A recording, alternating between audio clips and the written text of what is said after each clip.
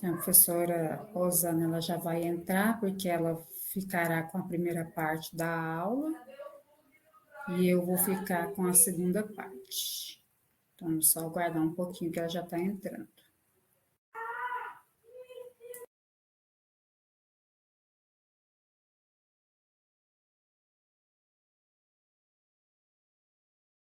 Bom dia.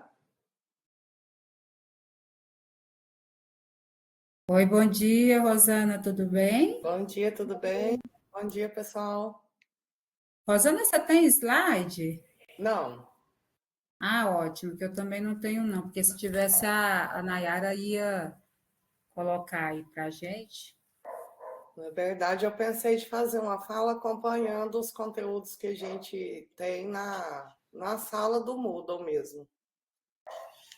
Certo. Então, bom dia novamente a todos e a todas vocês. Conforme combinamos, nós já conversamos aqui, eles já tiveram a primeira aula, Rosana com a professora Laura, tiveram um intervalo. Depois tivemos sempre, a gente tem sempre uma fala de coordenação de secretaria aí para tirar algumas dúvidas. Eles estão terminando aí o curso, provavelmente em setembro eles colam um grau junto com todo mundo, com a turma do segundo semestre. Na verdade, eles terminam em abril, o semestre deles terminam em abril, mas aí provavelmente, por conta das agendas da universidade, eles devem colar grau junto com a turma do segundo semestre. Então, nós temos agora nesse cronograma 2 apenas duas, aliás, apenas não, né? Tem duas disciplinas, que é essa de seminários temáticos, de políticas públicas, e mais a disciplina da professora Laura, que já até esqueci o nome, o tema da disciplina da professora Laura, a gente perdoa. E mais a disciplina de TCC e mais a disciplina de estágio, mas estamos na reta final aí. Bom, então, conforme eu adiantei para vocês, serviço de rede de informação, exatamente. Então, conforme eu adiantei para vocês, hoje nosso assunto vai ser sobre as políticas públicas, nós vamos fazer aqui com vocês uma rodada geral sobre a disciplina. A professora Rosana, ela vai abordar os aspectos mais gerais das políticas públicas, aí dos conceitos e tudo mais, e eu vou adentrar mais nas questões mais específicas das políticas ligadas ao livro, leitura e biblioteca. No finalzinho, nós vamos falar um pouco sobre os trabalhos, principalmente o trabalho final, mas não vamos nos ater muito sobre isso, porque nós gravamos uma apresentação do plano de ensino, para a gente não perder tempo e deixar esse tempo que a gente tem da disciplina para a nossa fala, para a nossa discussão, porque aí a gente apresenta a temática e a gente tem essa possibilidade, então, de apresentar para vocês o conteúdo e de discutir com vocês, a gente trocar ideia. E aí, só lembrando o seguinte, essa é uma disciplina de ementa aberta, que a gente chama de disciplina de ementa aberta, de seminários temáticos, que dentro desse projeto nacional do curso de Bíblia, é uma segunda disciplina que eles deixam com que a instituição recebedora do curso coloque a temática que acha pertinente. Vocês tiveram uma disciplina de políticas de informação, aí vocês podem pensar, mas está repetindo o assunto? Não, porque dentro de política de informação, lembre que vocês trabalham, professor Erinaldo, muito aquela questão, inclusive está muito na apostila, muito forte na apostila de vocês, no livro base, muito essa questão da construção de projetos, de políticas públicas para captação de recursos.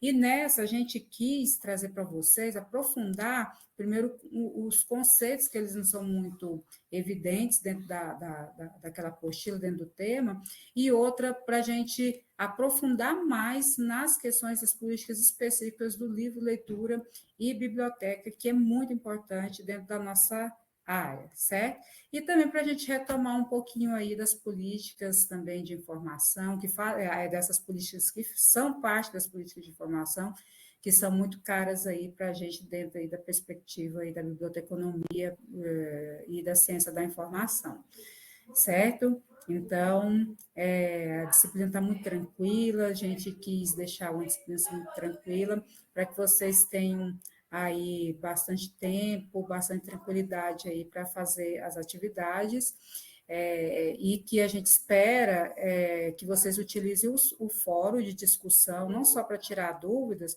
mas que a gente possa discutir, porque é uma disciplina que exige muita discussão também, que a gente possa trocar muitas ideias, ainda mais aproveitando que tem atividade que está ligada a vocês avaliarem as próprias práticas e próprios regulamentos, legislações que possuem sobre políticas de livro, de leitura, de biblioteca, nos municípios, nas regiões que vocês moram, tá certo? Então, eu passo primeiramente a palavra para a professora Rosana, para ela falar sobre a parte que cabe a ela, e depois eu falo, mas aí vocês fiquem à vontade aí para ir fazendo as perguntas.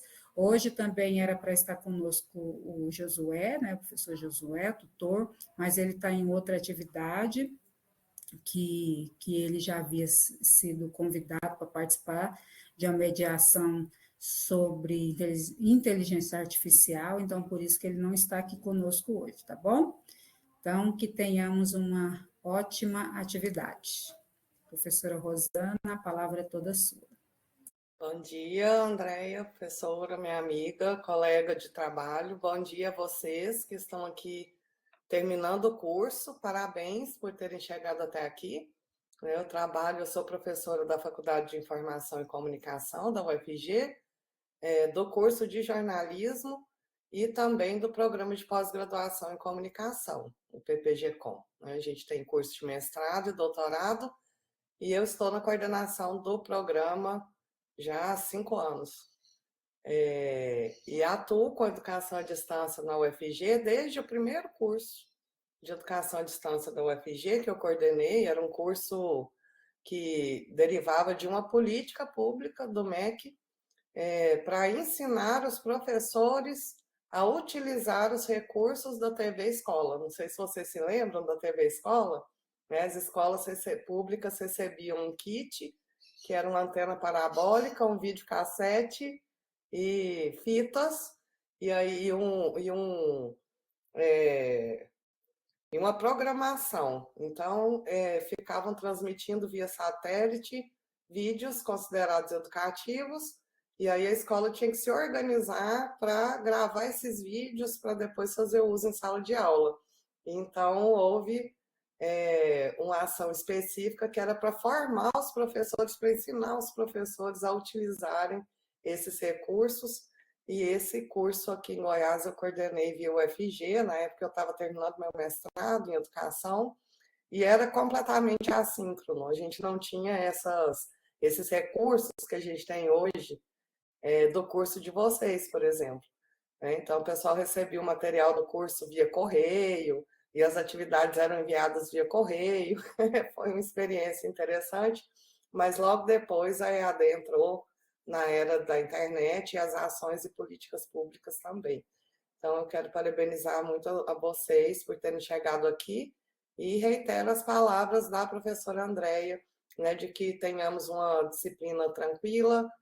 Vocês já tiveram outras disciplinas no curso que fornecem bases para essa nossa disciplina de agora, e aí nós optamos, então, por fazer, né, uma disciplina mais flexível, considerando inclusive a experiência e a maturidade de vocês no curso, né? Todas as atividades avaliativas da disciplina já estão abertas desde o início, depois vocês podem conferir na página da mesma, e não são muitas. Então, hoje, só para, não quebrar esse suspense, né, hoje a gente tem, né, uma primeira atividade, que é a memória da aula, depois a gente tem um questionário autocorrigível, né, e depois a gente tem uma proposta de produção de um podcast ligado aí a essas políticas públicas relacionadas à biblioteca escolar e letramento informacional, enfim, dentro do seu estado ou município. E, por fim, um seminário, né, lá no encontro presencial. Então, são atividades bem flexíveis e já estão disponíveis para vocês no ambiente. Nessa minha fala inicial, né, eu não vou remeter a essa questão de aspectos históricos, conceituais, teóricos, eu não vou me aprofundar muito nisso, de políticas públicas, porque a gente considera que vocês já tiveram essa disciplina, né? Mas, inicialmente, só para a gente pontuar, né, a discussão, né, é preciso entender um pouco, né, o que são as políticas públicas, né, e para que as políticas públicas servem, né? E aí vocês devem se lembrar, né, que esse conceito de políticas públicas ele vem sendo analisado sob várias perspectivas, várias correntes teóricas há muitas décadas, mas basicamente as políticas públicas estão relacionadas ao interesse público. Então, esse conceito descreve ações que são desenvolvidas pelos governos nas suas variadas esferas. Então, a gente tem a esfera municipal, estadual e federal no nosso país, para garantir os direitos da população em diversas áreas, como a saúde, a educação, a cultura, enfim, né? Então, esse tipo de ação, quando traz esse tipo de política, quando traz o termo público, ele está relacionado diretamente àquilo que é de interesse público. Então, o programa, esse curso, por exemplo, né, de formação de bibliotecárias e bibliotecários em educação à distância, faz parte de uma política pública, a partir do momento em que o governo percebe, no caso federal, que existe um déficit de formação desses profissionais. Então, além de atender ao interesse público, as políticas públicas elas têm uma função de assegurar direitos. E aí a gente tem vários documentos que embasam a elaboração de políticas públicas. O primeiro deles é a Constituição Federal de 1988. A partir da Constituição Federal de 88, várias políticas públicas tiveram que ser efetivadas. E aí isso se dá por meio de leis, por meio de planos. No caso específico, por exemplo, da educação, a gente tem a Lei de Diretrizes e Bases da Educação Nacional, que depois se desdobra, por exemplo, no Plano Nacional de Educação, depois se desdobra uma outra legislação importante, que é a Base Nacional Comum Curricular, e aí, em outra esfera da cultura, você tem a Constituição Federal, e aí você tem o artigo 215 da Constituição Federal, que, para ser executado, se desdobra no Plano Nacional de Cultura, o PNC. Então, o documento base no Brasil de elaboração das políticas públicas em todos os setores é a Constituição Federal. E aí as políticas públicas servem para quê? Elas são uma ferramenta para implementar ações. Muitas vezes, elas tratam de questões que afetam os cidadãos, como a saúde, a educação, a cultura, o meio ambiente, os serviços públicos, enfim. E aí, por meio dessas políticas, o governo tenta estabelecer diretrizes nacionais e também providenciar os recursos necessários para alcançar aqueles objetivos que são amplamente definidos.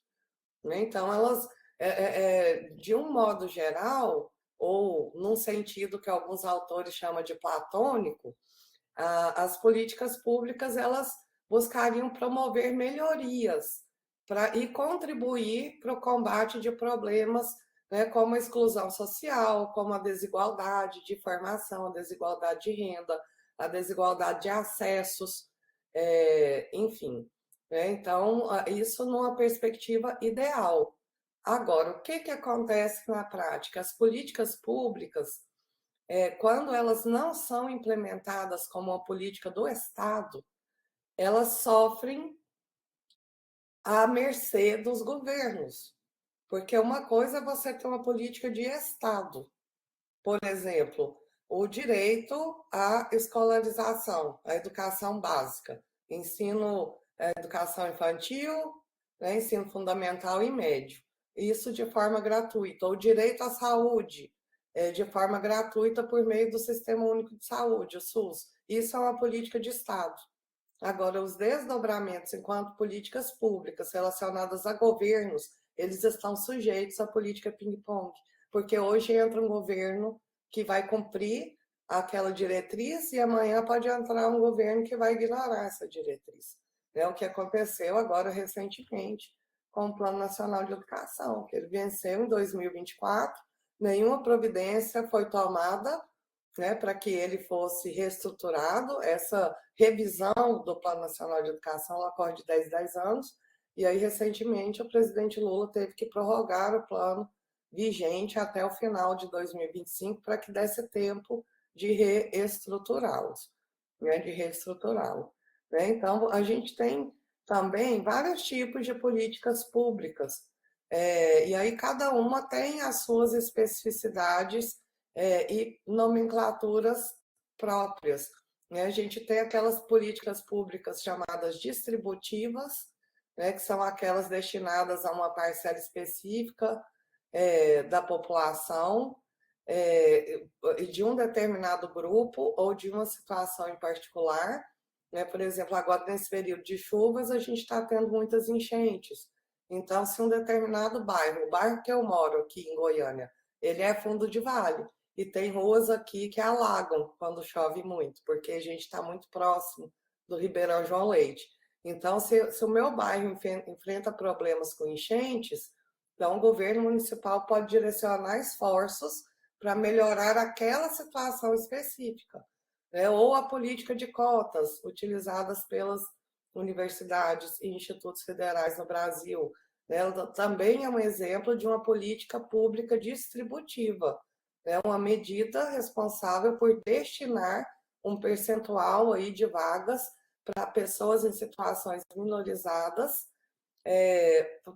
e com isso, dentro dessa política distributiva, corrigir alguma, né, algum erro histórico, por exemplo.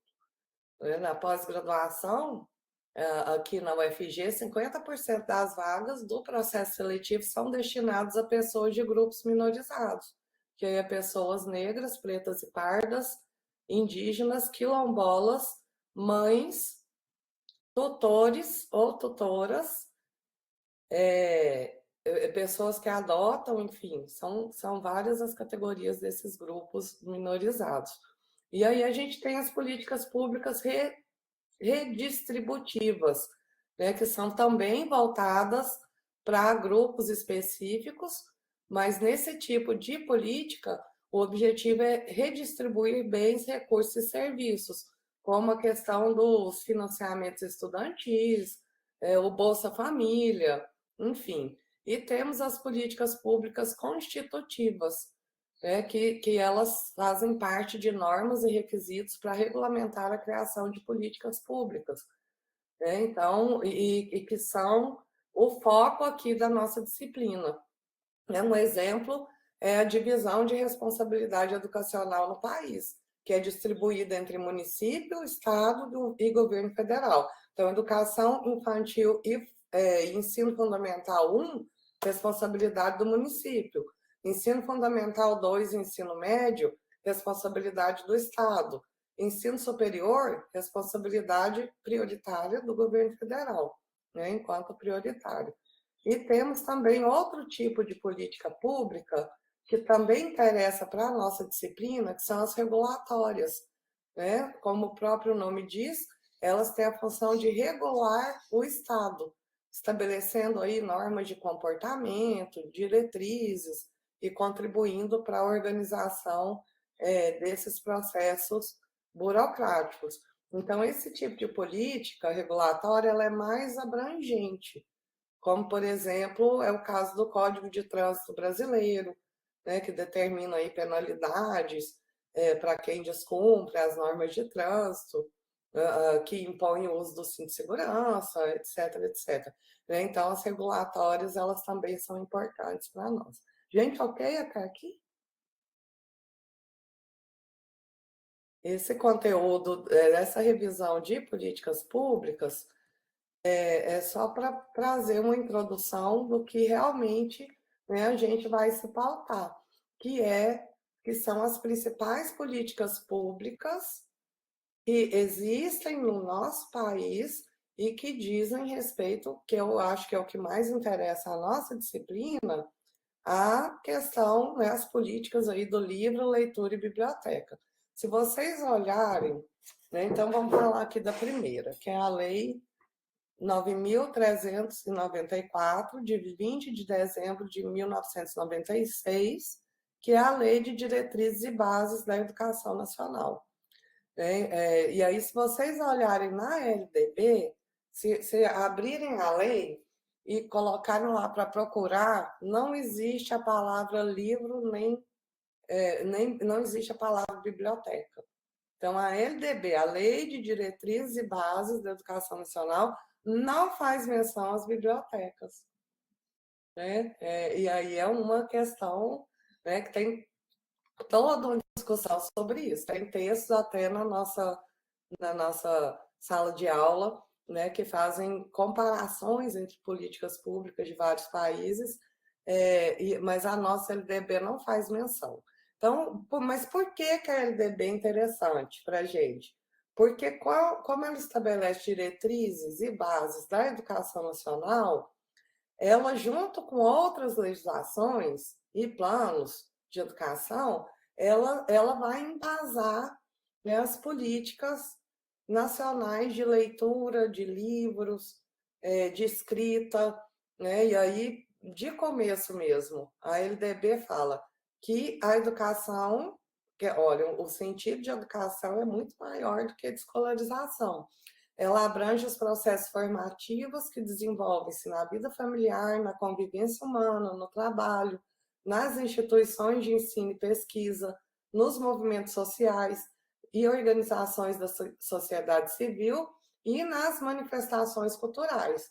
Então, só desse artigo 1º aqui, a gente pode entender que a biblioteca, né, como um espaço de aprendizagem, ela está contemplada dentro da Lei de Diretrizes e Bases da Educação Nacional. A LDB, ela é promulgada em 1996. Eu também coloquei lá nós colocamos na nossa página uma linha do tempo das principais políticas públicas das últimas 3 décadas no país.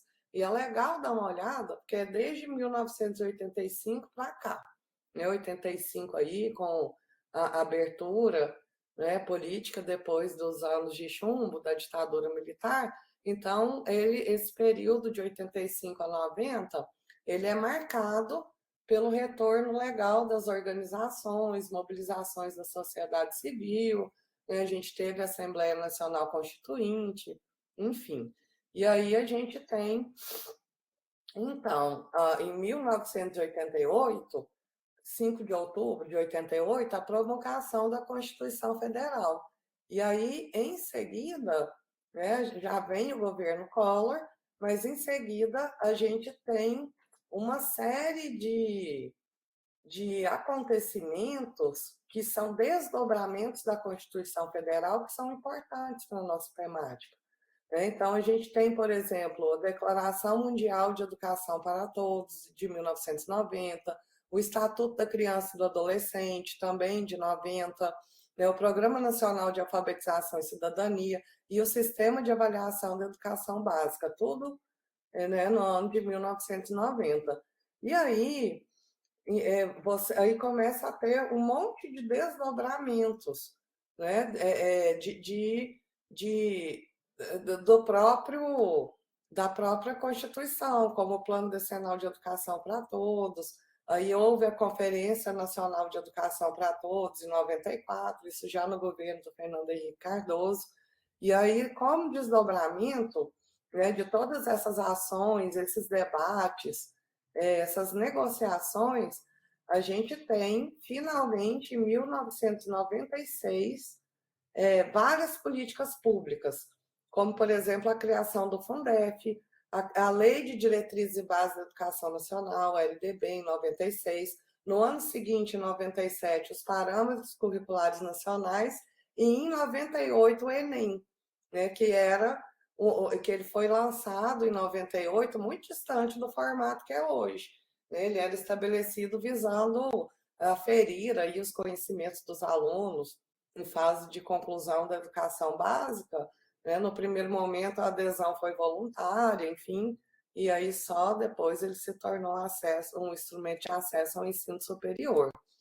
Então, uma coisa importante de se pontuar acerca da LDB, né, é que ela é a principal legislação que a gente tem acerca da questão da educação e da escolarização no Brasil. A definição, por exemplo, de que a educação básica ela é composta por educação infantil, fundamental e ensino médio, ela é instituída pela LDB. Então, essa é uma compreensão muito importante para a gente ter, né? Para a gente ter em mente, porque isso faz parte da organização do sistema escolar no Brasil. E aí, depois, seguindo essa linha do tempo, né, como destaques aí mais importantes, a gente tem em 2001 o Plano Nacional de Educação. E aí o Plano Nacional de Educação, ele também é um desdobramento dessas políticas públicas que em muitos momentos, por exemplo, momento de Conferência Nacional de Educação, Conferência Nacional de Cultura, Conferência Nacional de Comunicação, isso aconteceu muito no governo Lula, nos governos Lula. Ele aí se sanciona uma lei. Então, hoje a gente tem o Plano Nacional de Educação, que é composto por 18 metas. E aí, esse Plano Nacional de Educação, eu já citei, ele venceu no ano passado, mas ele teve que ser prorrogado porque não houve nenhuma iniciativa para que ele fosse reeditado. Então, o Plano Nacional de Educação, ele é um programa previsto na Constituição Federal de 1988 e ele define diretrizes, objetivos e estratégias para o desenvolvimento do ensino no Brasil. E aí ele tem eixos, né? Quais são? Erradicação do analfabetismo, que é um assunto que nos toca muito, né? Eu fiz mestrado na área de educação e na época eu vi um dado chocante que depois me serviu muito para as pesquisas que eu me especializei, que eu me especializei, que eu atuo mais na área de história do jornalismo e da comunicação. Desculpa, eu estou saindo da gripe. Para vocês terem ideia, em 1920, cerca de 82% da população brasileira era analfabeta. Isso em 1920, um século e pouco atrás. E aí a educação só entra na Constituição brasileira em 1931, mas como dever da família, da igreja e, por último, do Estado. E isso vai impactar, por exemplo, na formação de leitores, vai impactar, por exemplo, na formação de intelectuais, na formação de dirigentes e tudo mais. Então, quando o Plano Nacional de Educação ele coloca a primeira meta, a erradicação do analfabetismo, é porque essa pauta ainda se faz presente na nossa sociedade. Depois, universalização do atendimento escolar, melhoria da qualidade do ensino, formação para o trabalho, promoção humanística, científica e tecnológica, estabelecimento de meta para aplicação de recursos públicos na educação, como a proporção aí do produto interno bruto. Só um instante que está passando o avião.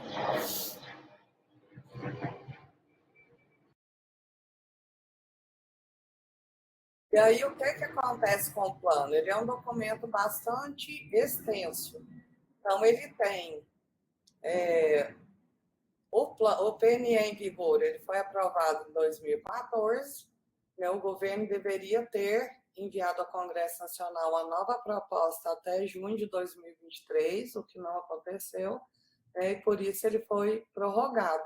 Então, ele é extenso porque ele tem metas, ele tem estratégias, ele tem diretrizes, ele tem objetivos. E aí, o novo PNE, ele tá sendo formulado com 58 metas, 253 estratégias e 18 objetivos.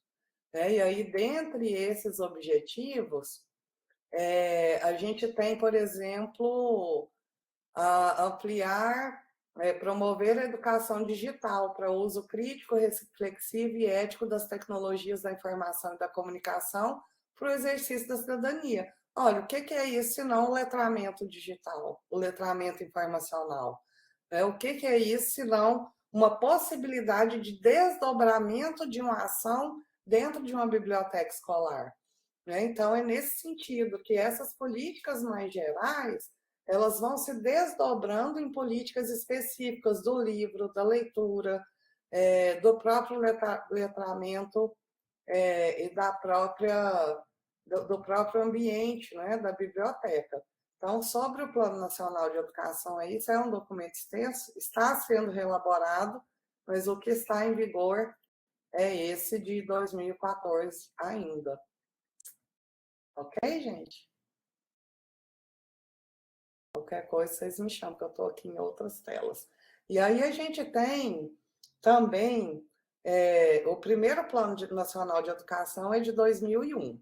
Aí o segundo de 2014 e agora nós teremos um terceiro, né, esse ano.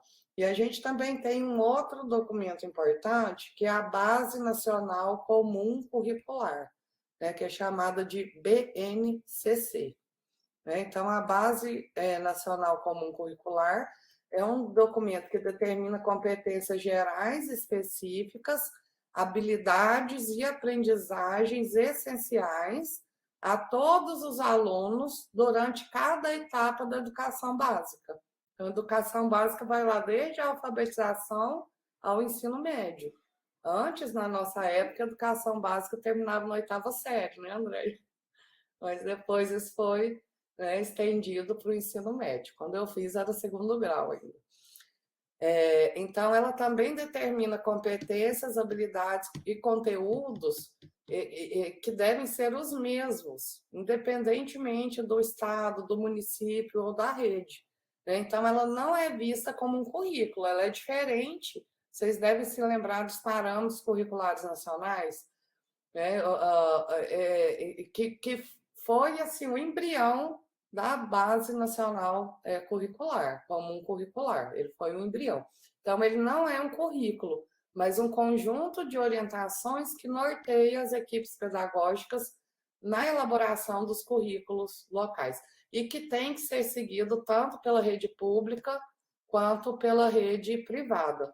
Então, a BNCC ela está relacionada com a Constituição Federal, ela está relacionada com a LDB e com o Plano Nacional de Educação, né? Porque a criação dessa base ela está prevista desde 98 na Constituição. Em 96, a LDB reforçou a sua necessidade, mas somente em 2014 é que ela foi definida como uma das metas do Plano Nacional de Educação. Então, a base, ela não é sinônimo de currículo, mas ela está ligada à construção dos currículos municipais e estaduais. Ela tem que estar relacionada ao projeto político-pedagógico e ao currículo das escolas. E aí, qual que é o objetivo? É garantir o direito dos estudantes da educação básica de aprenderem um conjunto fundamental de conhecimentos, né, e habilidades comuns, né, independentemente da região, né, da estrutura da escola, se urbana, rural, pública ou privada. Então, com isso, espera-se reduzir as desigualdades educacionais existentes e tentar um nivelamento, né, garantindo aí uma qualidade mínima de ensino. E aí ela também objetiva algumas habilidades e conhecimentos considerados essenciais para o século XXI, né? Como, por exemplo, o letramento informacional, esse tipo de competência, né? Então, o que são essas competências? A BNCC diz que são a mobilização de conhecimentos, habilidades, atitudes e valores para resolver questões do cotidiano, do mundo do trabalho e para exercer a cidadania. Então, por meio dessas competências, espera-se, são 10 as competências, né, espera-se melhor formar os estudantes. Né? Então, ela é bastante diversificada, né?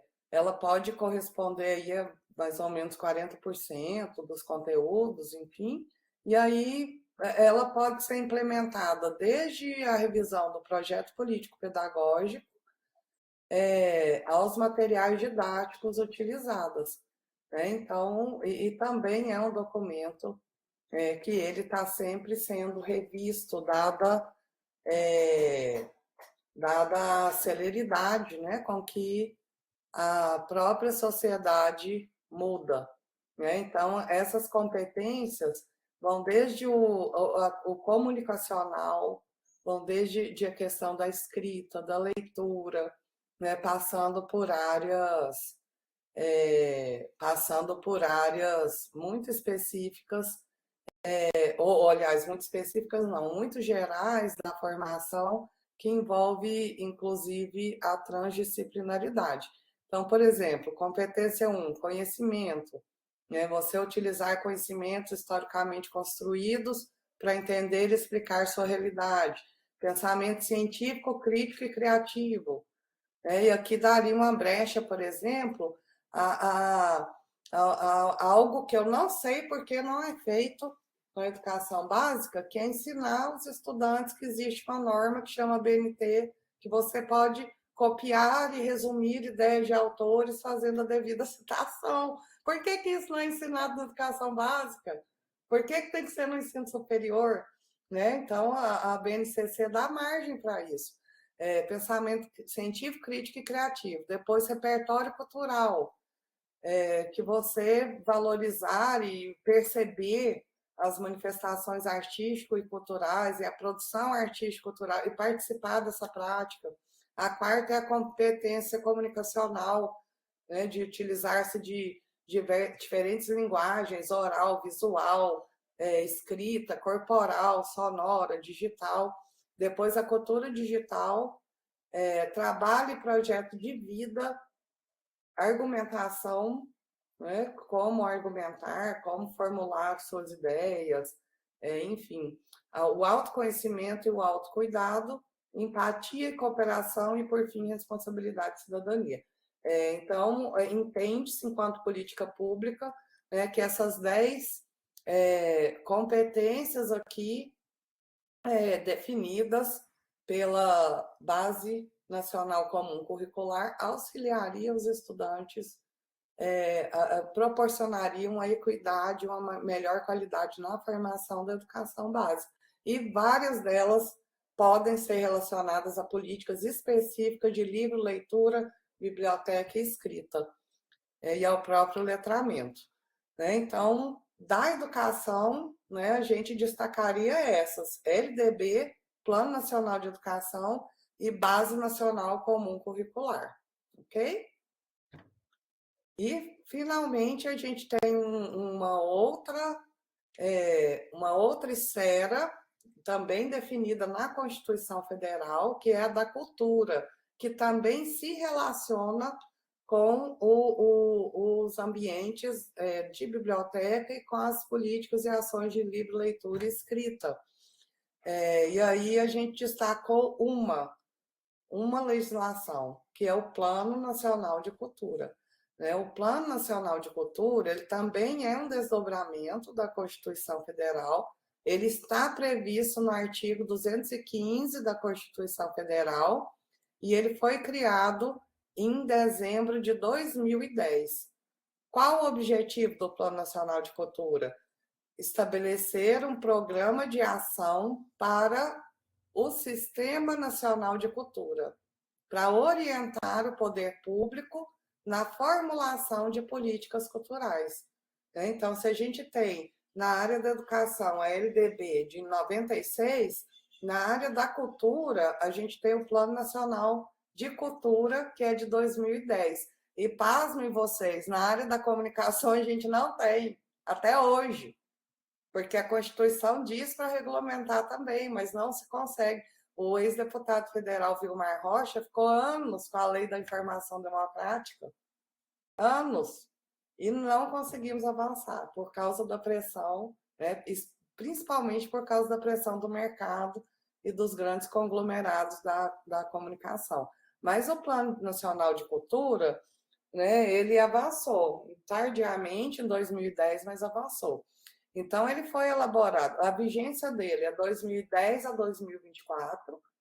Hoje, ele está sendo revisto ainda, ele teve também, né, como o Plano Nacional de Educação que ser prorrogado, mas a vigência dele foi de 2010 a 2024, e ele foi elaborado depois da realização de fóruns, seminários, consultas públicas à sociedade civil, e a partir de 2005, sob supervisão de um conselho que se chama Conselho Nacional de Política Cultural. Então, um marco importante foi a primeira Conferência Nacional de Cultura, que foi realizada em 2005. Nesse mesmo período foram realizadas várias conferências, de 2005 até 2010. Conferência Nacional de Cultura, de Educação, de Comunicação, enfim.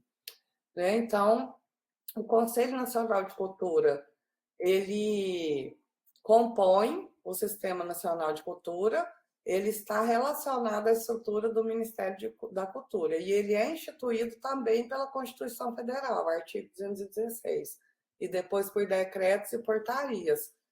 E aí o Plano Nacional de Cultura, então, ele está validado aí até dezembro do ano passado, mas ele ainda está sendo revisto, não foi lançado. E aí ele tem eixos, né? Tem 3 eixos importantes, né? Que são ligados a 3 dimensões de cultura, que se complementam. Então, primeiro, a cultura ela é uma expressão simbólica, né? Não tem como diferenciar. Eu sou da linha de mídia e cultura aqui do PPG-Com, e a gente costuma falar cultura e simbólico, campo simbólico é o campo cultural, e o campo cultural é o campo simbólico. Não tem como diferenciar os processos históricos, culturais e educacionais. E aí, educacional no sentido amplo, não é no sentido restrito de escolarização. Pega por vocês mesmo. Quando a gente nasceu dentro de uma realidade histórica, social, de uma família que tem uma história, né? E essa família está dentro de uma sociedade de classes. Então, a gente tem diferentes formações dentro da família, né? E dentro desse ambiente é que a gente começa a nos humanizar.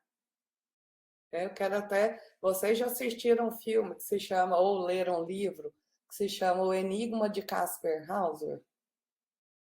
Tem o livro e tem o filme.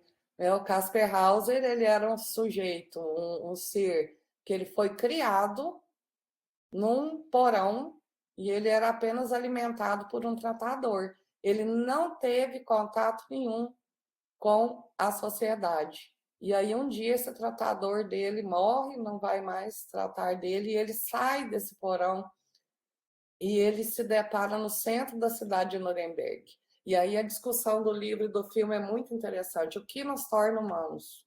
Porque ele poderia ser considerado humano, e aí à medida com que ele se socializa, com que ele vai tornando-se um ser cultural, ele mesmo reflete, será que naquele tempo ele era humano?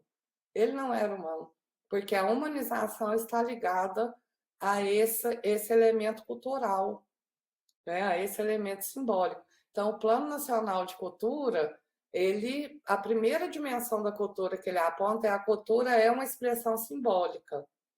Depois, a cultura é um direito de cidadania. Então, se a gente olha um ambiente de biblioteca como um ambiente cultural, esse ambiente está contribuindo para o direito de cidadania. E terceiro, a cultura como potencial para o desenvolvimento econômico. Não só daquela questão cultural, que as pessoas acham que cultura é aquilo que é tradicional, o grupo de folia, não sei o que, não. A cultura, ela como um potencial para o desenvolvimento econômico. Porque quanto mais repertório cultural as pessoas têm, melhor elas conseguem inserir-se dentro da sociedade em que elas convivem. Então, e aí a gente tem que desmistificar muita coisa. Cultura não é sinônimo de escolarização. Tem gente que se retrata uma pessoa que tem baixa escolarização como uma pessoa sem cultura. Isso é um equívoco.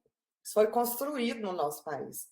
Então, você pode ter uma pessoa que não teve quase nenhuma escolarização e que é um intelectual, por conta da base cultural que essa pessoa tem.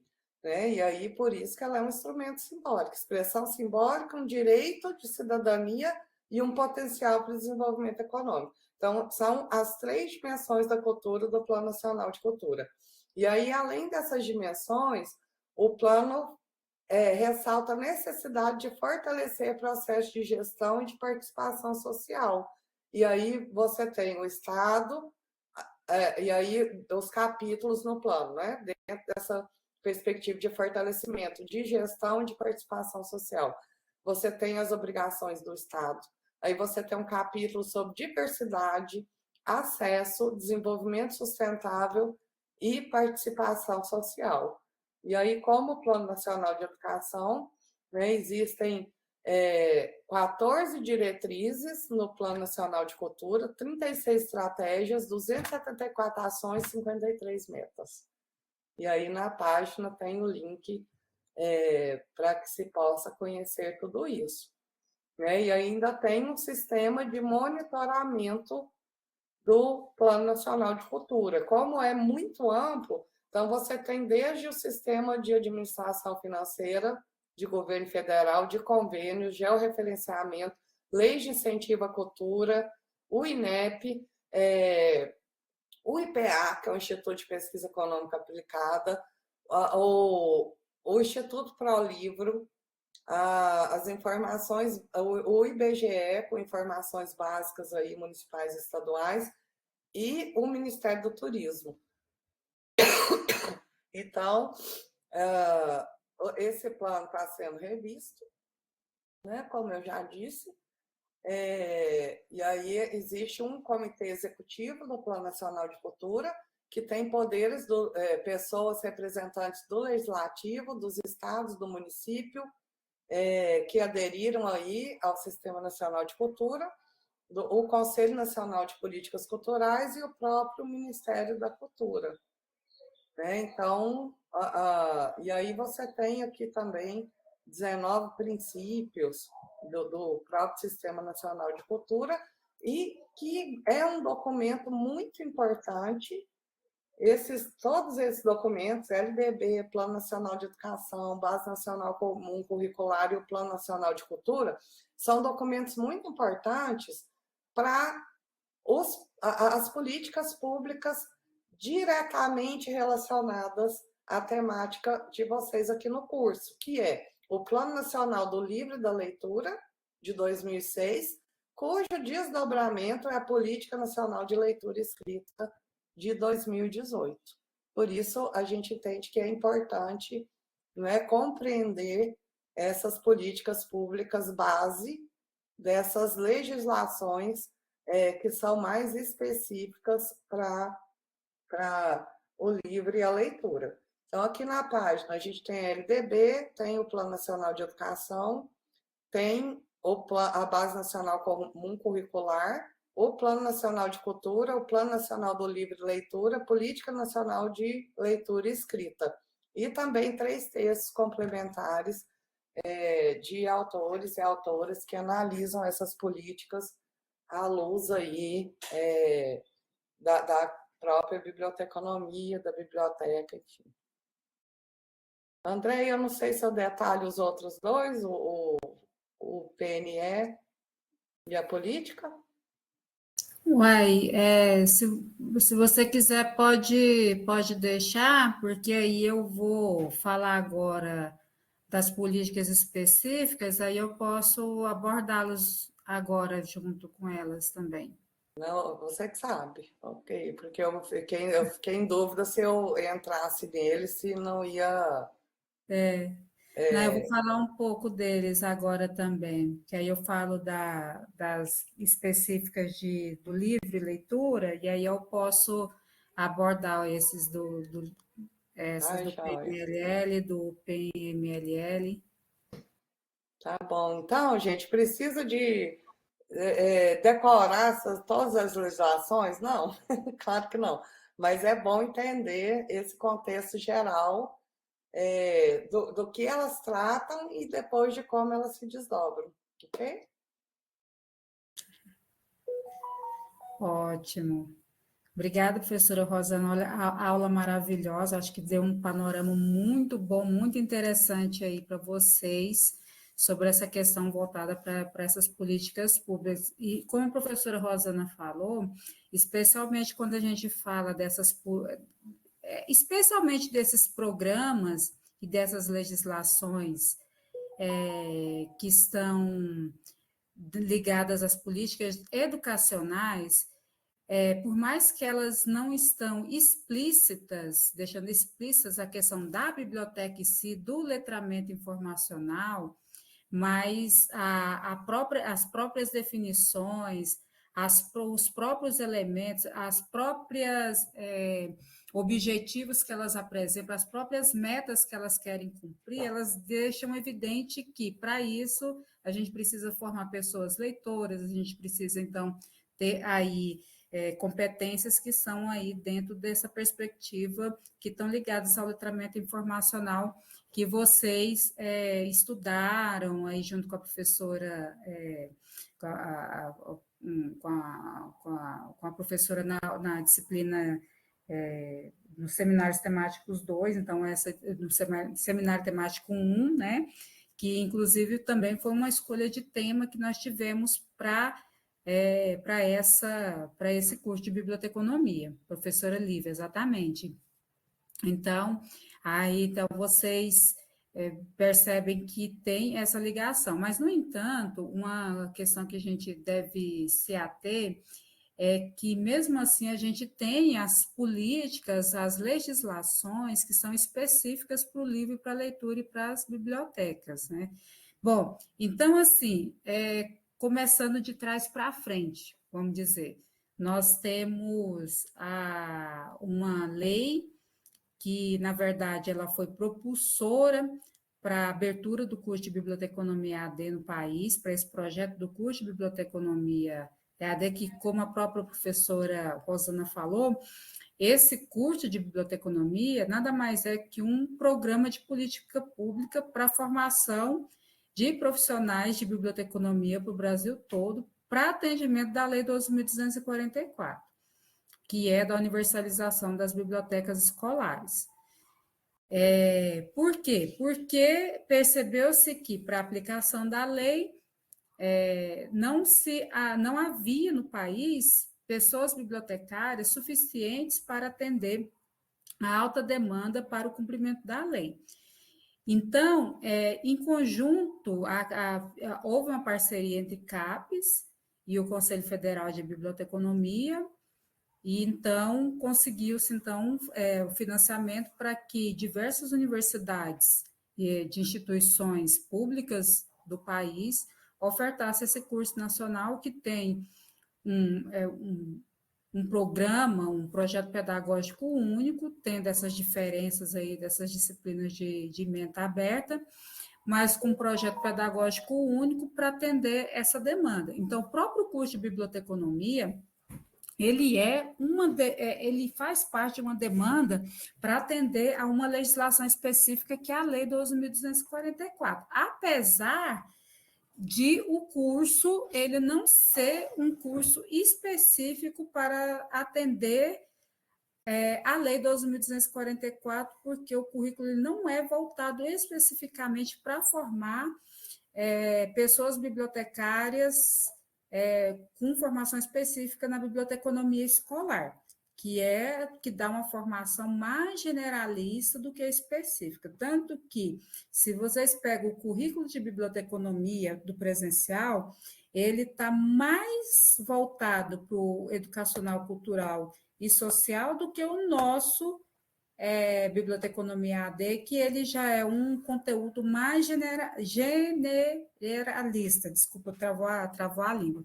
Mas por isso, justamente, que nós quisemos aprofundar mais, porque a gente acha, até por conta do nosso mercado de trabalho, porque considerando, inclusive, que as bibliotecas universitárias, que também contratam muito no estado de Goiás, também são consideradas instituições educacionais, evidentemente, então, por isso que a gente traz, então, tenta trazer esses conteúdos, tanto a escolha das disciplinas optativas, quanto às disciplinas de mente aberta, para a gente atender, então, a necessidade local do estado de Goiás, que é dessa parte cultural, que é dessa parte educacional. Então, por isso que a gente fez assim, o que a gente pôde assim, para trazer, então, tanto a disciplina de seminário voltado para leitura e letramento formacional, quanto para essas políticas públicas específicas do livro e leitura e biblioteca.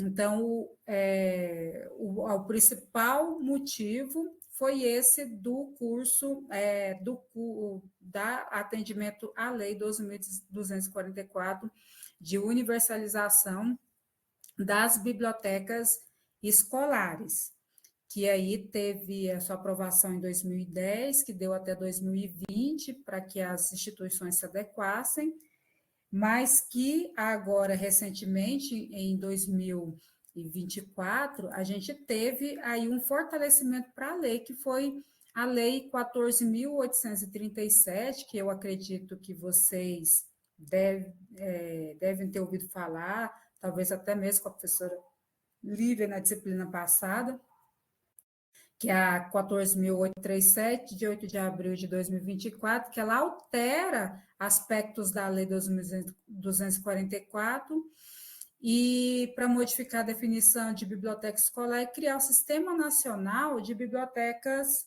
Escolares.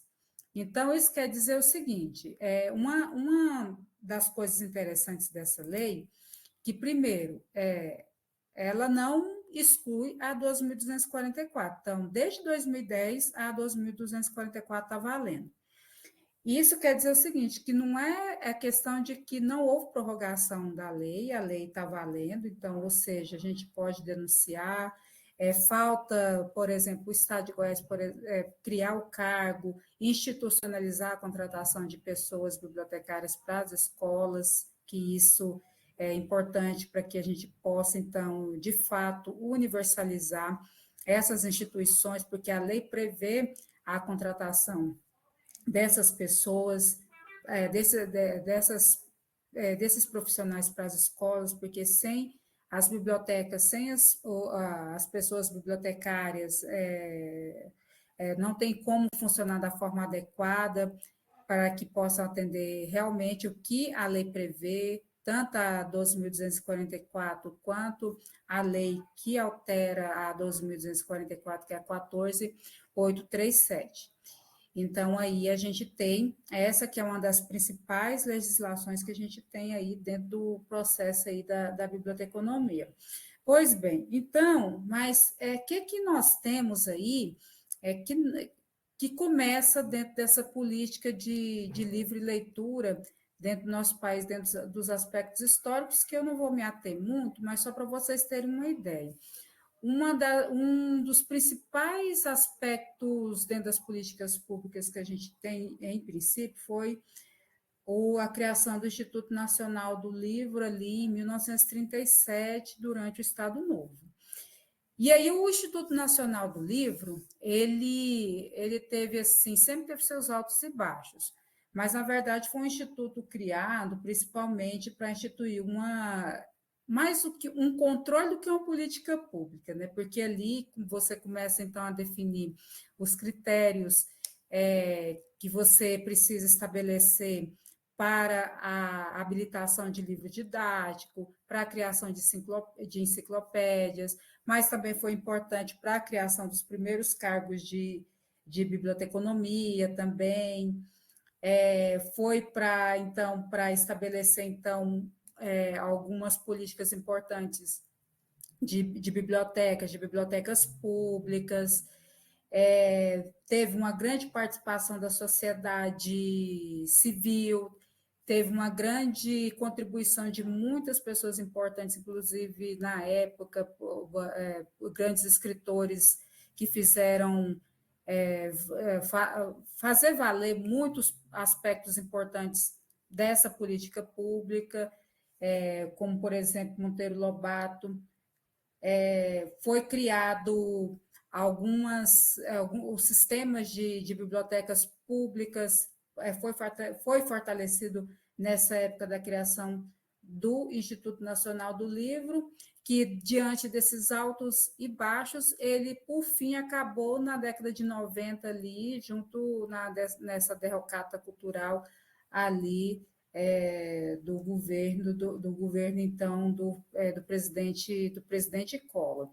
E aí logo depois, quando acaba, que começa o governo do Sarney, uma lei que ela não era ligada diretamente à questão do livro como o INL, mas que meio que veio para substituir, porque também atendia uma política do livro, que é também uma política cultural, foi criada a Lei Rouanet, que aí não só atendia às outras questões culturais, como até hoje atende, mas também atendiam questões ligadas ao livro, que até hoje também atende. Né? Então, muitos órgãos, a partir da Lei Rouanet, buscam financiamento de instituições privadas, que tem ali, eu acredito que vocês devem ter estudado isso muito na disciplina do professor Erinaldo, sobre captação de recursos, que aí vão atrás das empresas, fazem o projeto, que a gente usa o sistema SALIC, né? Elabora os projetos que são aprovados, e a partir da aprovação desses projetos do sistema SALIC, vão atrás das empresas, então, ali, para pedir patrocínio para seus projetos culturais, e aí essas empresas que patrocinam, elas ganham ali incentivos fiscais que são vantajosos para elas, no sentido assim de economia ali em relação aos impostos que são pagos para o governo. Então, é uma forma de incentivo aí que o governo dá para as instituições, para que então possam investir com programas culturais. E aí a gente tem uma outra diversidade de legislações voltadas para o livro, para a leitura. E essa diversidade de leis, é interessante vocês terem uma noção da existência delas, porque vocês, nas práticas profissionais que vocês, durante aí a vida profissional que vocês vão ter, é importante vocês conhecê-las para que vocês possam cobrar por elas, para fazer valer, especialmente vocês estando aí nos setores públicos, mas também nos setores privados. E também é importante porque nós, especialmente nas universidades, nas escolas, uma das coisas que a gente sempre faz muito é procurar por financiamentos para os nossos projetos. E isso nas escolas e nas universidades é muito forte. Então, aí a gente se baseia muito nessas legislações existentes para que a gente possa conseguir alguma coisa. Então, aí, a partir disso, do conhecimento dessas legislações, a gente vai atrás. Mas não só por isso, mas também porque tem legislações também que regulam muito das coisas que a gente tem que realizar dentro do nosso trabalho. Aí um dos exemplos é a própria lei, a lei de responsabilidade autoral, do direito autoral, a lei que desonera a compra de livros, ou seja, diversas questões aí que estão relacionadas à aquisição e ao acesso aos livros, ao cuidado que a gente tem na guarda, na preservação também desses materiais. Então, a gente precisa, então, ter cuidado. E aí, inclusive, o trabalho final, que é só adiantando um pouco mais, a professora Rosana falou já dos trabalhos iniciais, vocês vão ver que está tudo lá já explicado, o plano de ensino a gente logo vai colocar o vídeo explicativo, mas o que a gente vai esperar de vocês para o trabalho final? Inclusive, nas notas compartilhadas, eu até coloquei que nós vamos formar 6 grupos para esse seminário que vai ser apresentado nos polos, né? A gente vai formar 6 grupos, sendo um em cada polo, só o polo de Aparecida que a gente quer 3 grupos. Mas é escolher especificamente uma legislação voltada para o livro, leitura e biblioteca, e descrever essa legislação, e aí, quando vocês forem formar o grupo, além de formar o grupo, já tem que formar o grupo e indicar qual das legislações que o grupo vai trabalhar para não repetir a legislação, evidentemente, né? Então, escolher a legislação, a política que vocês vão trabalhar, explicar essa política e aí buscar por texto, por artigos que falam sobre isso, e mostrar a aplicação, ou seja, essa legislação, essa política na prática.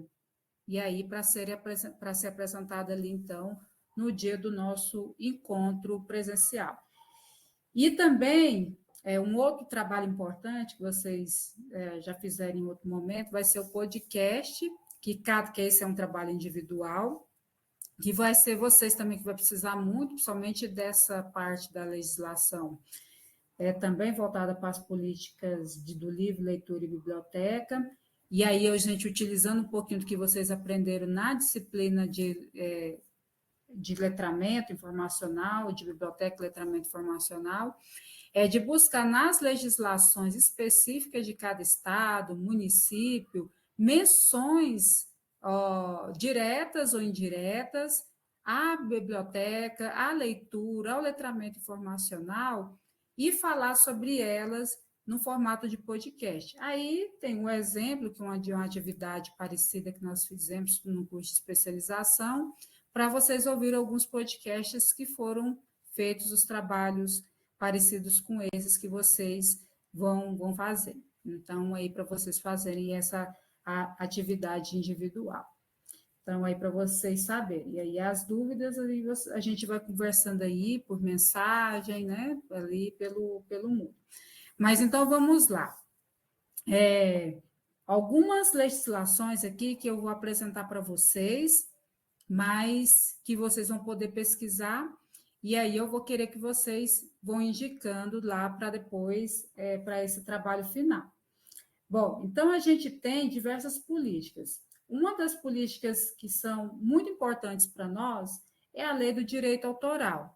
E essa lei do direito autoral, ela é importante, especialmente porque quando a gente está no contexto de biblioteca, no contexto aí de trabalho de uma editora ou de uma livraria, que seja, o conhecimento até mesmo para fazer um trabalho acadêmico é importante, porque ela define até que ponto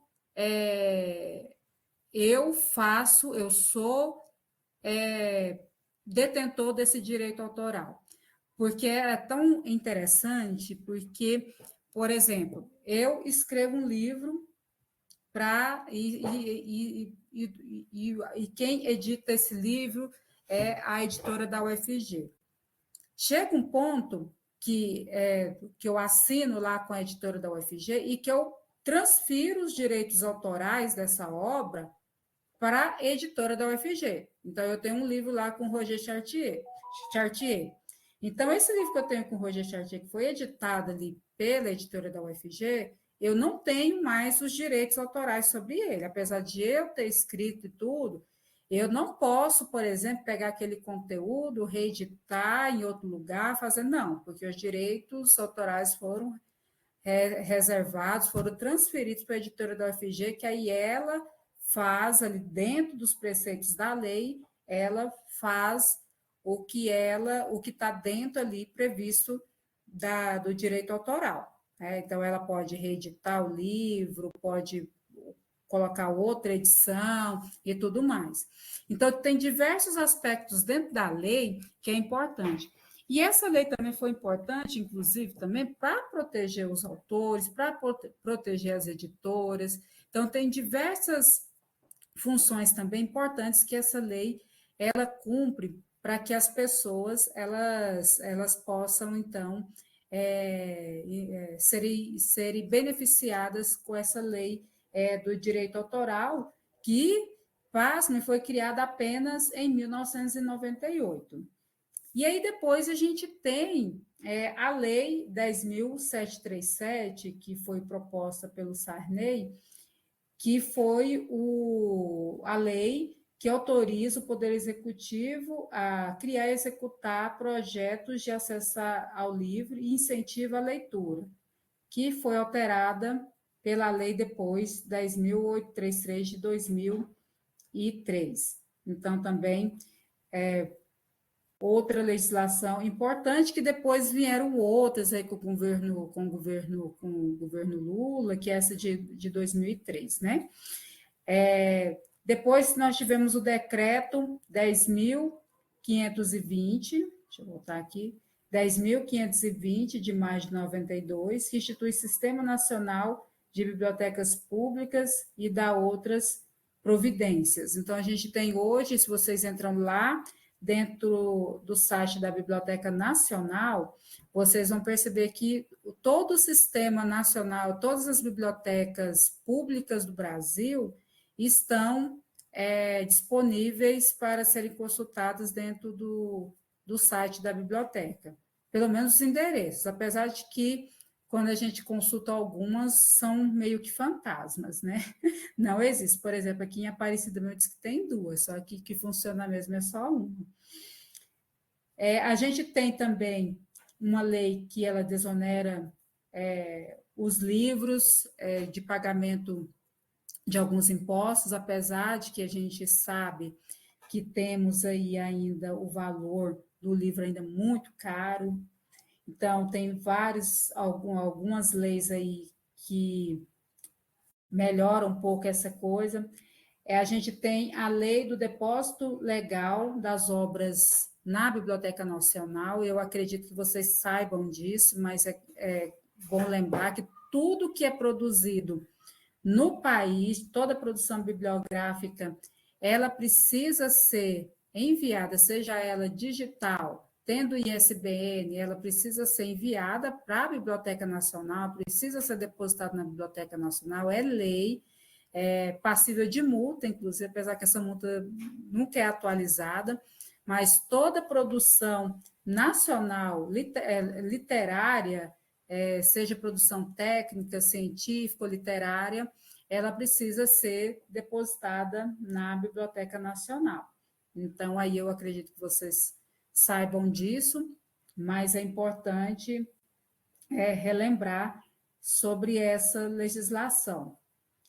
A gente tem também, a professora Rosana falou, a Política Nacional do Livro, que é a Lei 10.833, que assegura o acesso ao livro a qualquer cidadão, apesar de que a gente vê, até mesmo se a gente pega a pesquisa Retratos da Leitura no Brasil, que infelizmente, pela própria pesquisa, a gente percebe que é uma legislação que ainda não atinge a todas as pessoas, até pela própria estatística. Aí muitas vezes a gente pensa assim, muitas pessoas acusam, assim, mas as pessoas não leem porque não quer, as pessoas não leem porque não gostam, e não é bem assim. O que a gente tem percebido nas pesquisas, e vários outros autores aí que a gente tem acesso, é que essa questão da leitura, ela está muito mais ligada à questão do acesso do que ao gosto ou não gosto de ler. Que as pessoas que está mais ligada à questão cultural de se ter o acesso ou não se ter o acesso à leitura, entende? Então, por isso que a gente tem que garantir. Você vai aí na maioria das escolas, você não tem uma biblioteca, você não tem um projeto pedagógico da escola de estímulo a ir à biblioteca, dos estudantes a frequentar a biblioteca. E ainda é muito importante, que aí muita gente fala, mas aí todo mundo tem um celular, todo mundo tem um tablet, todo mundo tem isso, e tem um monte de livro digital. Não é a mesma coisa, gente. As pesquisas já mostraram que ainda o livro físico, a biblioteca física, ela ainda é primordial para a formação das pessoas. Então, sem ela, ainda é muito complicado, muito difícil a gente formar as pessoas leitoras. Então, essa política que André, aí. você me Oi. dá só uma parte? Desculpa te dar. Sim, sim, Oi. sim. Então, gente, na nossa sala tem dois documentos importantes, que é o Plano Nacional do Livro e Leitura e a Política Nacional de Leitura e Escrita. Né? O Plano Nacional, ele também é um desdobramento, foi uma ação liderada, né, pelo governo federal, por meio da Secretaria Especial do Ministério da Cultura, do Turismo e do Ministério da Educação, né? E ele também é um desdobramento de políticas públicas, né? Ele data aí de 2006. E aí, isso que a André estava falando, da democratização do acesso, é o eixo 1 do plano, democratização do acesso. Eixo 2, fomento à leitura e formação de mediadores.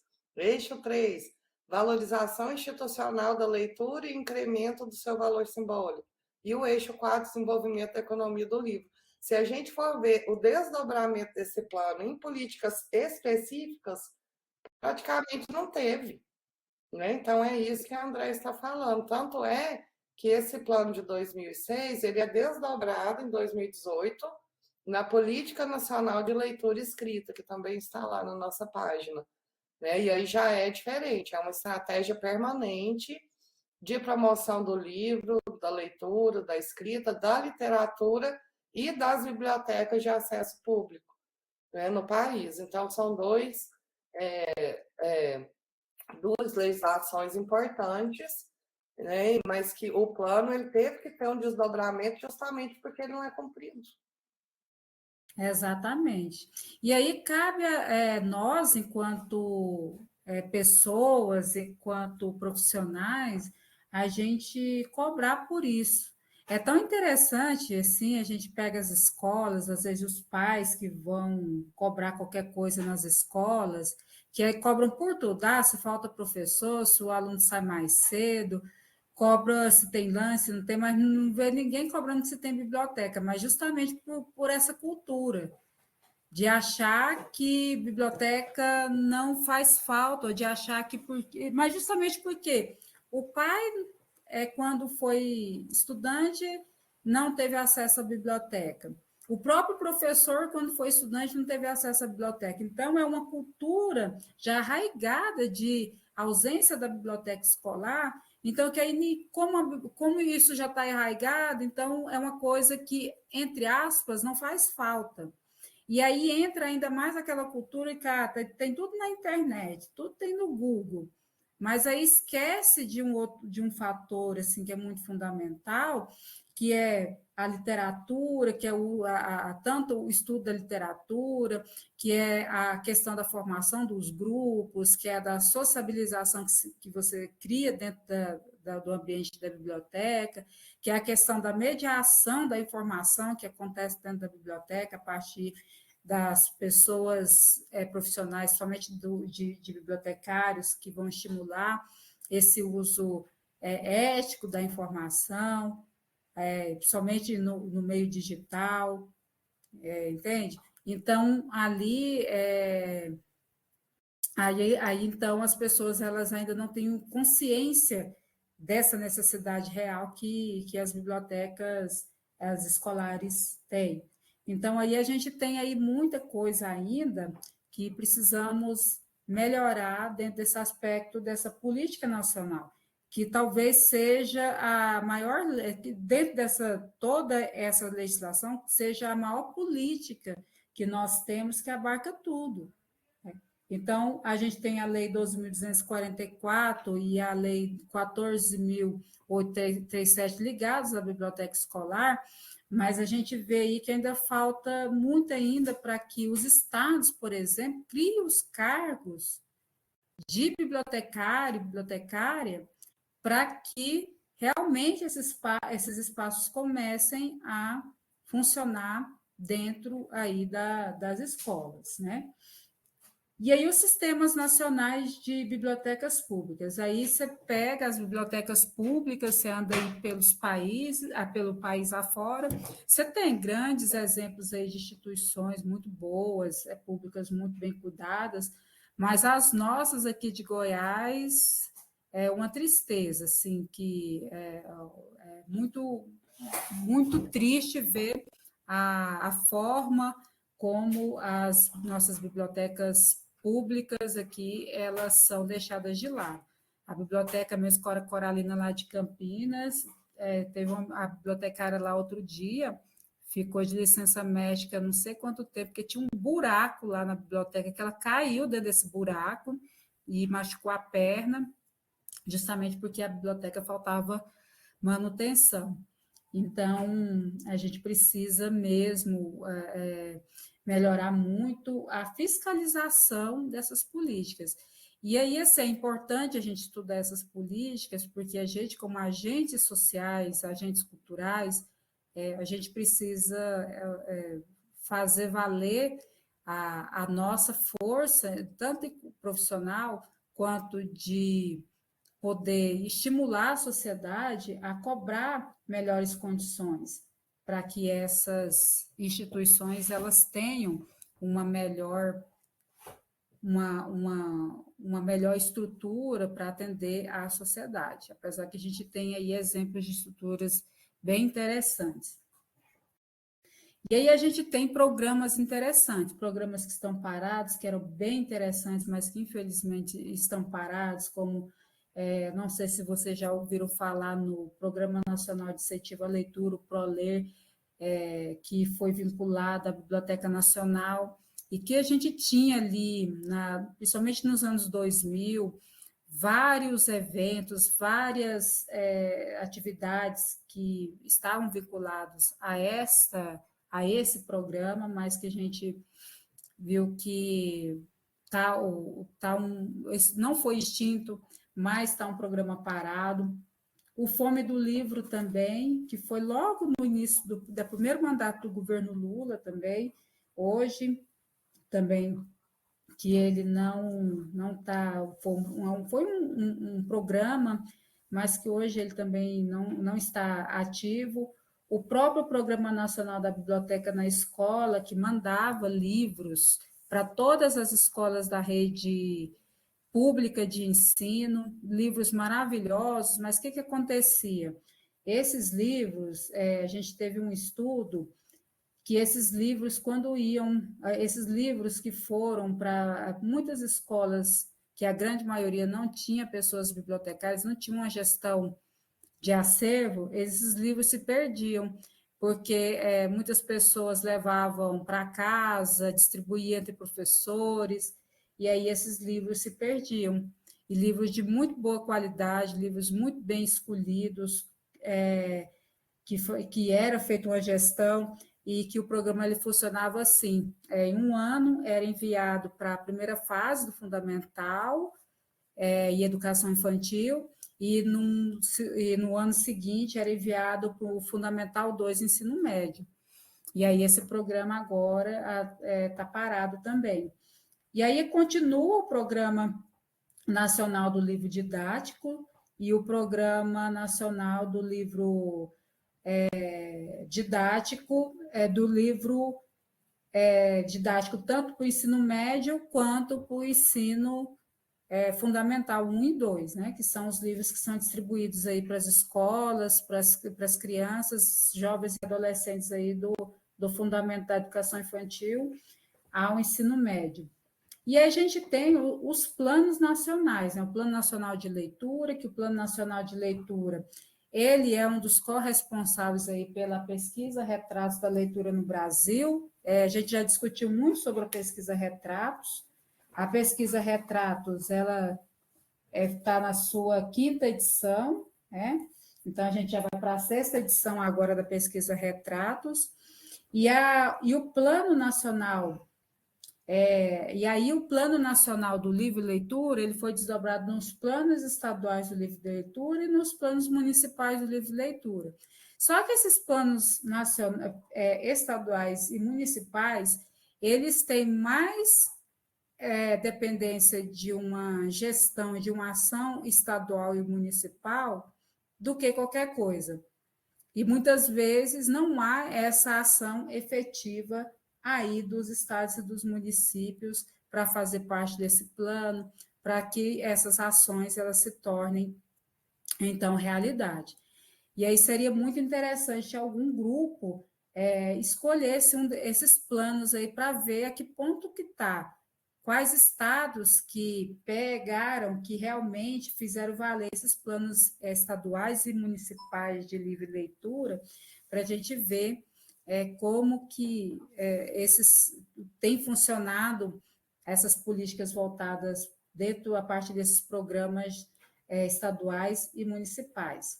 A gente já teve aqui o Leia Goiânia, também que foi numa época, aí, principalmente de um governo do PT, mas que hoje também não está funcionando. Já teve o Fundo Pro Leitura, mas que também não está funcionando. Ou seja, a gente, em termos de políticas públicas, de legislação sobre livro, leitura, biblioteca, a gente tem muita coisa. Desde o aspecto da educação, se você ler, a própria BNCC, em termos de educação, em termos de formação, é tudo muito bem escrito, tudo muito bem elaborado. O que falta?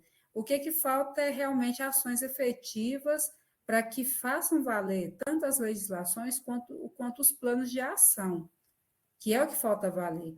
E aí falta valer, e para fazer valer, a gente percebe que precisa de uma ação social mais ampla. Um exemplo que eu tenho para dar para vocês é o seguinte: teve uma época que nós procuramos um político para a gente poder conseguir um projeto de lei para a criação do cargo de bibliotecário no estado de Goiás.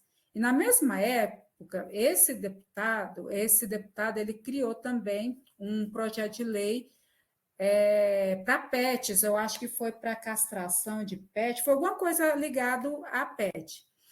Aí lançou-se lá, né, aquela enquete de pessoas favoráveis para essas legislações. Eu sei que assim, a gente tentou mobilizar para a questão da lei da biblioteca, da criação da biblioteca escolar, do cargo e do sistema estadual de biblioteca escolar. Eu sei assim que a gente fez campanha e tudo, a gente conseguiu pouquíssimos, assim, em relação a tudo, a gente conseguiu pouquíssimos votos, pouquíssimas coisas. Mas essa lei do PET teve uma dos direitos dos animais, teve tanta coisa, é claro, não desfazendo, viu, gente? Os pets, os animais, assim, mas eu estou falando assim, ó, tanto que faltou, assim, ação pública mesmo para o negócio ir para frente. Eu sei que o dos animais foi para frente, o nosso não. Mas por quê? A vontade pública foi maior dos pets, e é claro, né, tem toda a razão, não estou não desfazendo, não estou comparando, até porque não era uma disputa, mas é só para ver a diferença, que não ganhou força, não teve a mesma força do que teve essa legislação lá em prol dos direitos dos animais, lá era alguma coisa lá que eu não me lembro mais o que é. Só para vocês terem uma ideia do tanto que a vontade social ela faz diferença. É tanto que era a nosso projeto de lei, ele foi extinto por conta de alguns problemas lá da esfera jurídica, mas que a lei dos animais tinha também problema, mas foi contornado e foi lá e foi transformado no negócio do executivo, que o nosso também poderia ser, mas o do PET foi porque tinha uma comoção pública maior, o nosso não foi porque não tinha a mesma comoção, entende? Então, o nosso faltou essa questão social mais forte.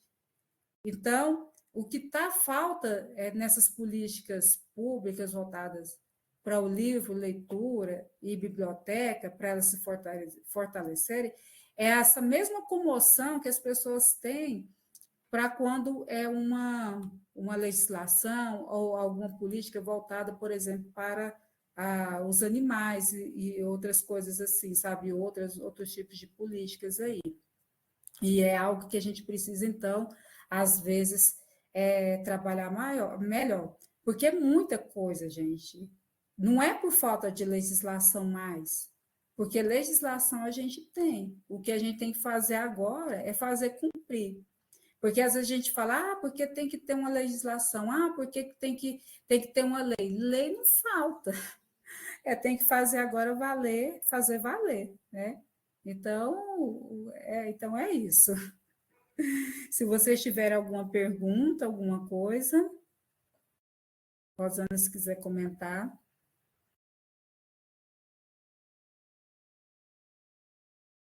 André, de acordo, é isso mesmo. Eu já complementei aquela parte que eu queria. A E Luciana você? fez um comentário que é importante. Como saber se eu gosto do ato da leitura e se não acesso para a prática? É isso mesmo. Luciana, eu tive a sorte de estudar na escola pública aqui em Goiânia, que na minha época era a melhor escola pública daqui, que era o Colégio de Aplicação da Universidade Federal de Goiás. Hoje não é mais Colégio de Aplicação, era CEPAI. Hoje é CEPAI. Então eu tinha um professor de português que ele é um ícone. Ele já fez passagem, mas ele era um ícone de leitura e escrita. Primeiro, ele não ensinava gramática. Eu nunca tive uma aula de gramática com o professor Geraldo. E ele tinha um método, assim, você tinha que ler para tirar C. Lá na escola era conceito. Então, para tirar C, você tinha que escrever uma redação por dia e ler um livro por mês. E a escola tinha uma biblioteca, ainda tem, fantástica, com 2 bibliotecárias. E aí era uma redação por semana e um livro por mês, que você ou discutia ele oralmente na aula ou escrevia uma resenha. E com isso ele ia incentivando a leitura, a escrita e o pensamento crítico, de modo que a minha turma inteira formou gerações de leitores, porque aí você escrevia a sua redação semanal, aí ele lia todas e ele fazia um monte de perguntas e ele te instigava a escrever uma nova redação para responder aquelas perguntas dele. Então, esse acesso e essa prática é muito importante. Né? Hoje, eu criei 3 filhos leitores, porque eu tive essa prática de leitura dentro da minha escola, que tinha uma biblioteca, que tinha bibliotecárias. E isso foi fundamental na minha vida, né? Na minha vida toda, desde sempre.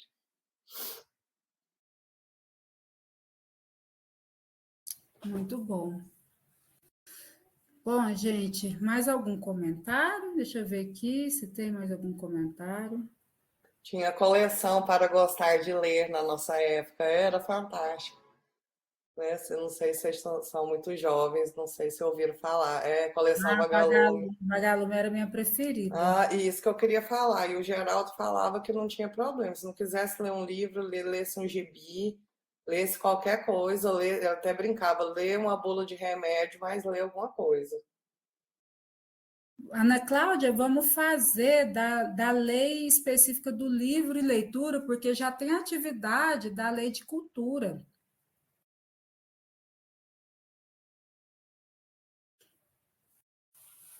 Você pode pegar, por exemplo, o Plano Nacional do livro e da leitura, ou a Política Nacional de Leitura Escrita, Ana, que faz menção aí a essa questão da legislação cultural, mesmo porque são políticas públicas vinculadas ao MEC e ao próprio Ministério da Cultura.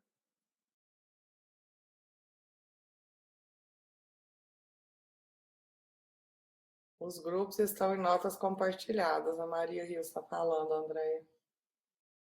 Eu colei lá já os 6 grupos, só para eles colocarem o nome. Gente, outra coisa que eu queria lembrar a vocês. A primeira atividade, então, é a memória da aula, a segunda é um questionário autocorrigível. E aí tem a orientação lá, mas antes de responder o questionário, dá uma leitura nos textos indicados e se inteira do teor da legislação, porque vocês têm 1 hora para responder, tá? Senão perde o time do questionário. Ele está aberto de hoje até o dia 23 de março. Então, não precisa de ter pressa, são 10 questões, cada uma com valor de 2 pontos, então dá 20 pontos. E aí, uma vez que abriu, tem 1 hora para responder. Tá bom?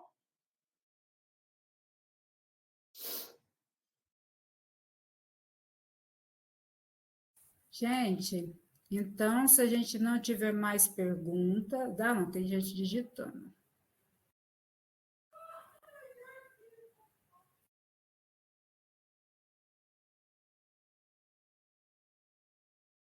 Na memória até o dia 3, não, memória tem mais prazo. Deixa eu ver aqui, só se tiver errado aqui, peraí. Não, a gente colocou o questionário até dia 23, Andréia. Ela está perguntando a memória. A memória tem Tá. mais prazo. Às vezes a gente não alterou, né? Tá aqui segunda. 3 de março. É 3, mas é 3 de março.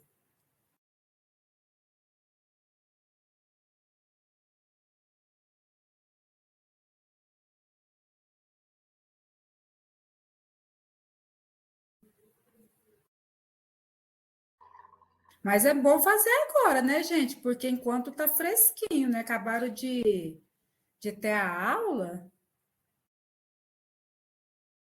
Esperar para fazer depois. Eu mesmo, se eu for fazer depois, eu já esqueci tudinho. Que é... Nossa, eu não sei nem quem sou eu depois.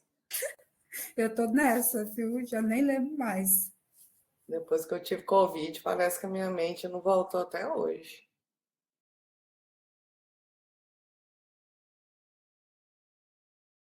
Gente, então acho que nós podemos encerrar por aqui. E aí, as dúvidas que foram surgindo, vocês podem entrar em contato com a gente, viu? Via ambiente, via e-mail, da forma que vocês acharem melhor. Combinado? E aí, depois a gente vai, os grupos que não fecharem, ou a legislação, o programa que vocês não conseguirem inserir, aí depois pode inserir, vocês podem pensar com calma.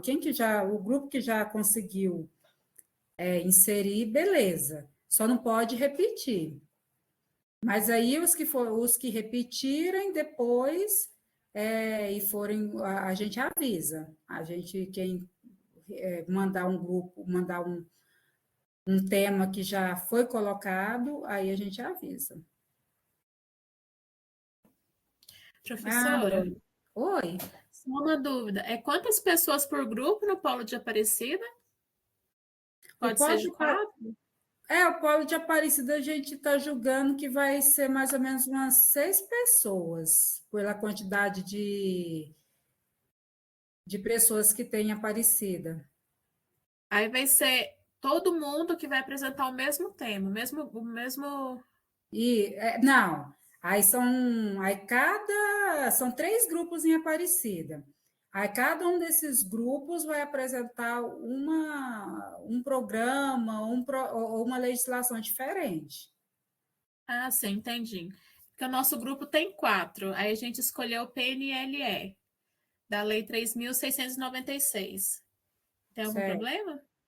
Não, se não tiver repetido lá, você já colocou lá nas notas compartilhadas? Já, aham, já está anotado. Tinha uma pessoa de Aparecida aqui que parece que falou que estava sem grupo, a Emily. Então, acho que tem mais alguns que estão se formando, né? Tem a Andresa Ah, também, tem a Ana Paula, o Henrique.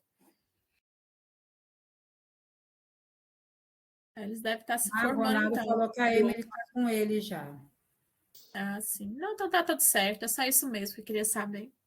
Tá, Aí tá bom. no, vai ter alguma estrutura para a gente conseguir fazer essa análise, esse trabalho? Algumas perguntas que você quer específico para a gente colocar no trabalho? Não. Não, vai ficar livre. Aí é aquilo que a gente colocou lá no enunciado mesmo, que é para vocês escolherem a legislação, falar dos aspectos mais importantes dessa legislação, inclusive, assim, seria interessante, porque muitas dessas legislações, elas têm artigos que pessoas publicaram falando sobre elas, né? Então, às vezes, ler alguma coisa sobre elas, alguma análise que algum artigo fez sobre elas, e mostrar onde elas são aplicadas ou foram aplicadas, que aí às vezes até alguns artigos falam sobre isso, para a gente ver isso na prática. Igual, por exemplo, se a gente Entendi. pega a Lei 12.244, tem alguns estados que já criaram o cargo, por exemplo, São Paulo. Acho, se não me engano, Minas Gerais, até vocês me corrigem, quem por acaso for dessas regiões, né? Aí que já criaram o cargo. Então, eu sei que tem regiões, tem municípios, tem estados que, por conta da lei, o cargo foi criado. Entendi. Certinho, então. Obrigada. Tá bom. A Andréia Pinheiro está sem grupo, de repente pode entrar nesse que está menor da Eliane. Da Eliane, eu achei Aparecida, né?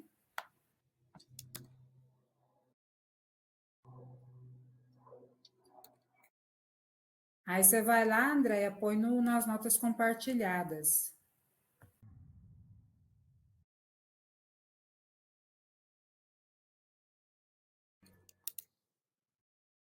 Professor, onde está as leis para a gente ver, para colocar, para escolher?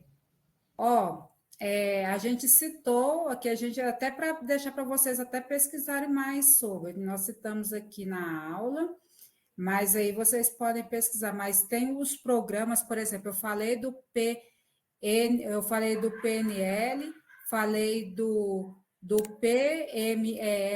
que é o Plano Estadual do Livre Leitura, do Plano Municipal do Livre Leitura, que é até a sigla é P. Peraí, deixa eu falar a sigla aqui, que eu travo a língua para falar quando é desses planos estaduais e municipais aqui. Peraí, deixa eu voltar aqui.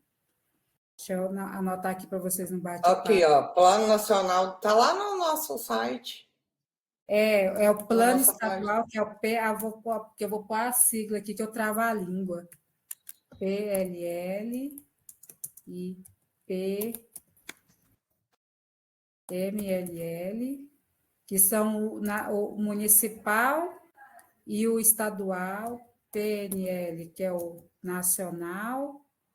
O que for fazer o PLL, faz o PLL e o PMLL, que é o municipal. Agora, quem vou fazer o PNLL, não é PNL, não, é PNLL, Plano Nacional É. do Livro e Leitura. E tem a Aí, PN, aí tem ó, PNLL, Plano Nacional do Livre Leitura, e a PNLE, que é a Política Nacional de Leitura e Escrita. PN, LE. também. Tem a lei do direito autoral, que é muito importante.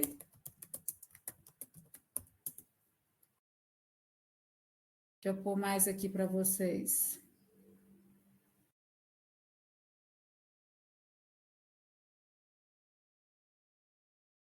Os Professora, planos. Ah. Qual é esse que a senhora disse que para a gente pesquisar aqui, os municípios, estados? É o PELL e o PMLL. Ah, entendi. Esse é interessante. Ó, o uso de livro didático também é muito bom para pesquisar.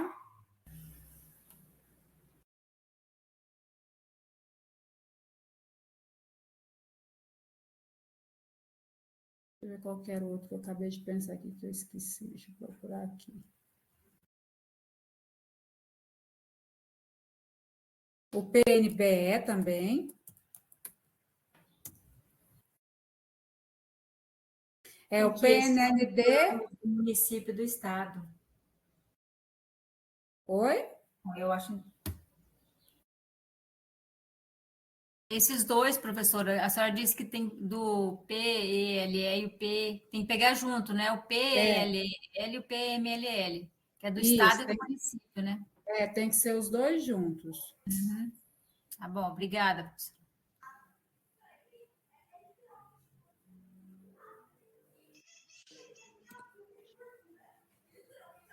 Aí tem que ver o estado atual da lei também, né? O livro didático, veja que ele abarcar do livro didático do ensino médio e do ensino fundamental.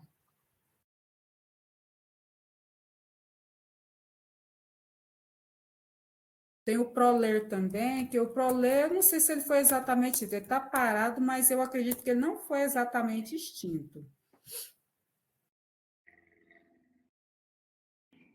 E não sei se já escolheram, né? A própria Lei 12.644, a 1883, a 14.1837.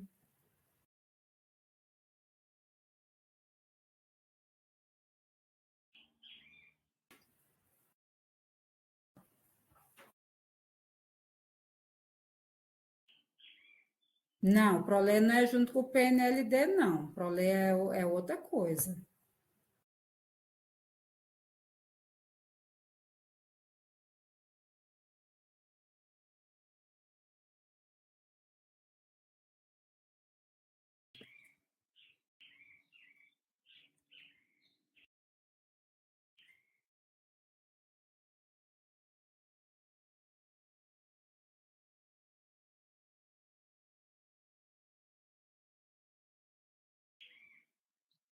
Certo, gente? Mais alguma coisa? Não conseguindo aí fechar os grupos? Faltou alguma legislação para alguém?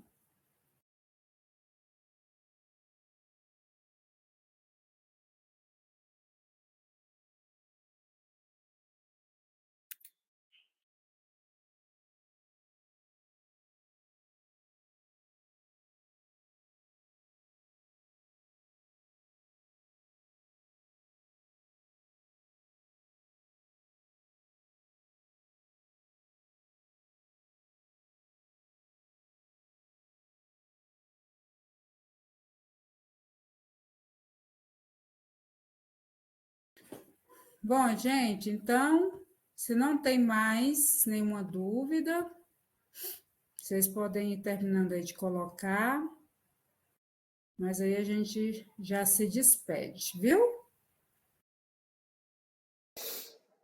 Foi muito bom estar com vocês.